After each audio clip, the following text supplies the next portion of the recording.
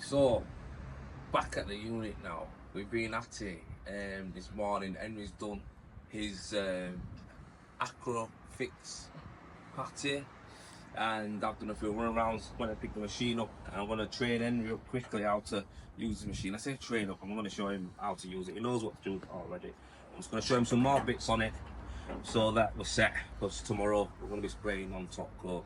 So that's what I've got him here to do, setting her up. We're going to spray this fall. Yeah, good machine, man. I'll talk you through it a little bit as well about what this actual machine is about. We use it for EWI and we use it for spraying top coat as well. Little beauty, little beast she is. Very simple unit to use. It's literally on the back of it. You've got an on button, an off button, a speed, and then you've got manual, which you'll use for cleaning, and then it'll stay on auto for when you are spraying, because it's when the air compressor's plugged in, that's when it goes. When you open the air up, the machine starts going, the motor goes, pushes the gear through. But yeah, very simple to use, very light. I know this up, you was actually shocked when, well, not because it was heavy, but you were like, oh, you've dropped the machine already. It's just easy and versatile, so easy just to pick up and put it back at car or a van. You can do it by yourself. You can spray by yourself with it as well, because you know, there's no water going into it. You don't have to worry about it running out of water. You don't need to worry about any of that kind of stuff getting dried here, because it's literally a conveyor machine, that's all it is. But yeah, we're going to set her up and we're going to spray some thing up. PRB Rendervate M.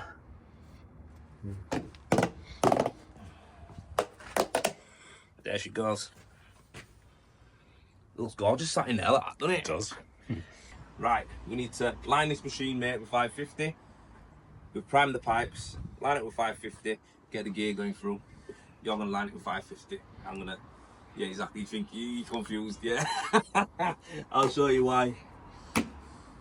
So all you need to do, start like that, over the top, to there, press it down, tuck that in, put down again, yeah, there, get in, pull it out.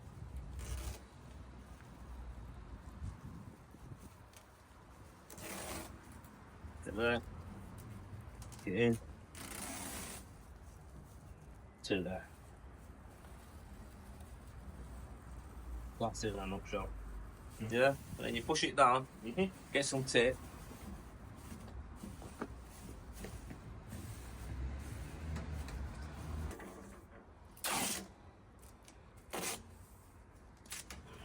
There you go, that's lined. So Henry, with this, right, usually back in the day I used to tell you to put water in, didn't I? Yeah, I did, yeah. This one, no water. Just mix it as it is, but mix it for 4 to 5 minutes for me. So what happened there, right? If you look at what's happened with the mix there. So when I open the tub, if you look at the tub, it was like a few inches from the top, from the brim. But as you can see, we've been mixing it. It loosens it all up. It breaks down all the chemicals that are inside it and all the additives and stuff like that. It's broken it all down, separating it all, which makes it a little bit more fluffier, makes it more easier to move and more pliable, really. So if you notice from the mix there, the gear now is more or less up to the tub. We've added no water to it, we've added nothing else to it. Just from loosening it up, it's gone fluffier and, you know, looser, and that's why you can see it coming up to the rim. Andrew, the great evidence. You don't quite know what the great. They're looking good.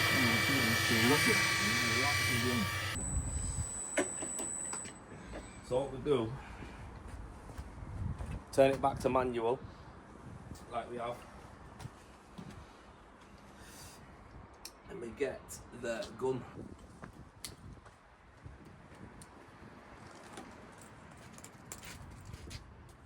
So plugged it all into compressor. Machine's all plugged in.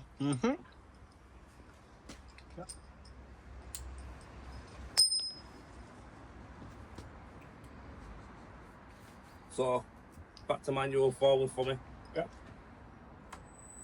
So always get it out of here first, because sometimes you can get a compaction at the end when it comes to nozzle, you see. So I'm happy with that. Turn her off.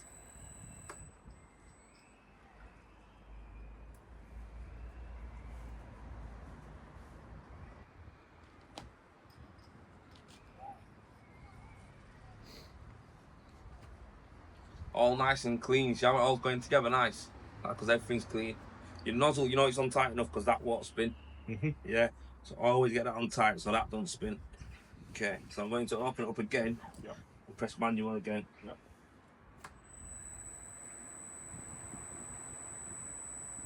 Yeah, so she's ready. Yep. Turn her back off to auto. Now it's all there and everything's compacted, turned on. Just turn it on. Are you ready? Yeah. Turn her on. Yep.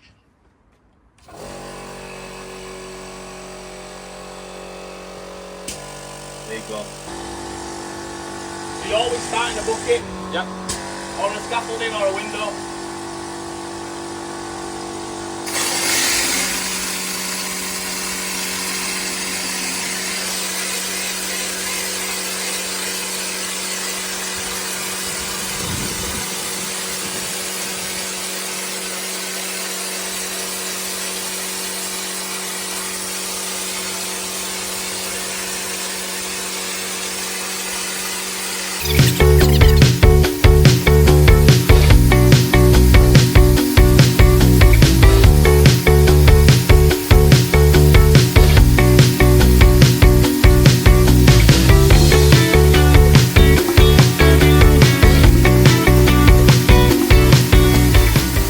So you notice a couple of things what I did.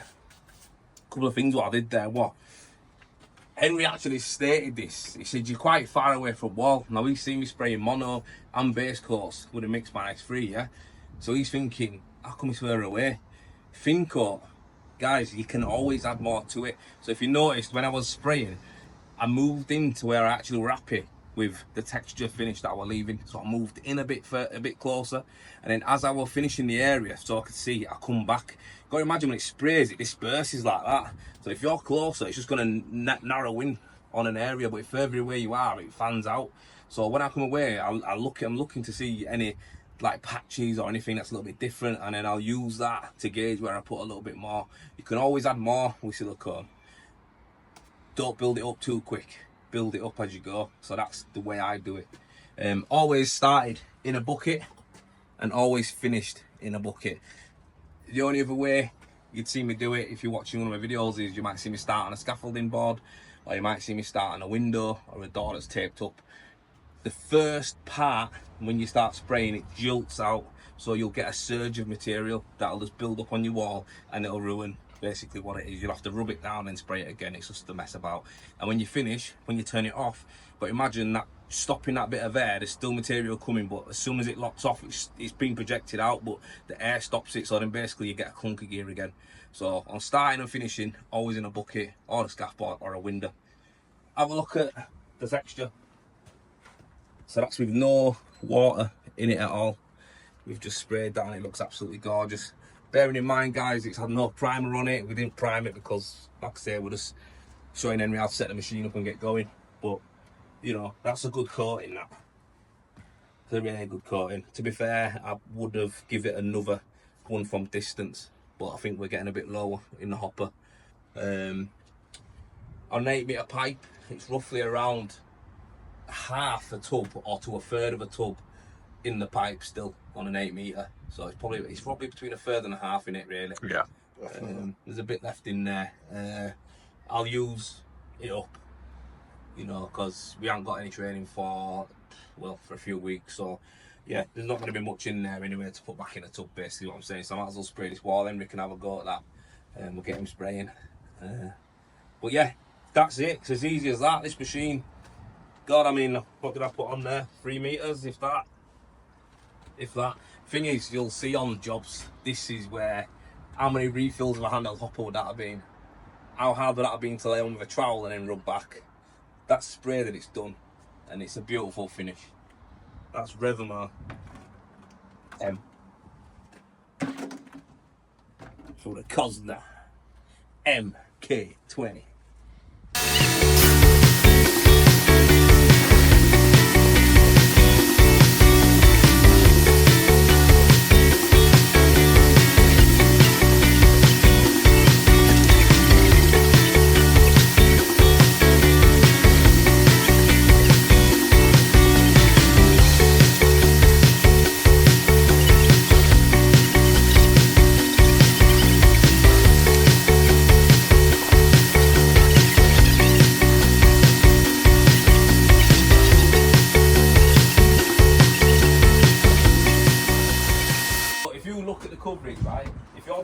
vertical, quicker you get it, the quicker you do your little fan like that, you're going to be moving bum bum bum bum bum. Instead of going like that.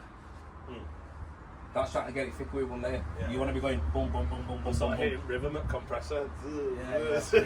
Get your own rhythm. Get your own rhythm. Put some headphones in. Get your own rhythm.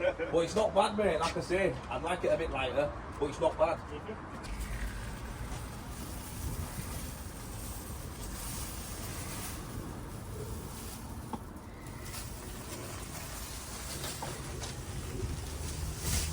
Go. That sound.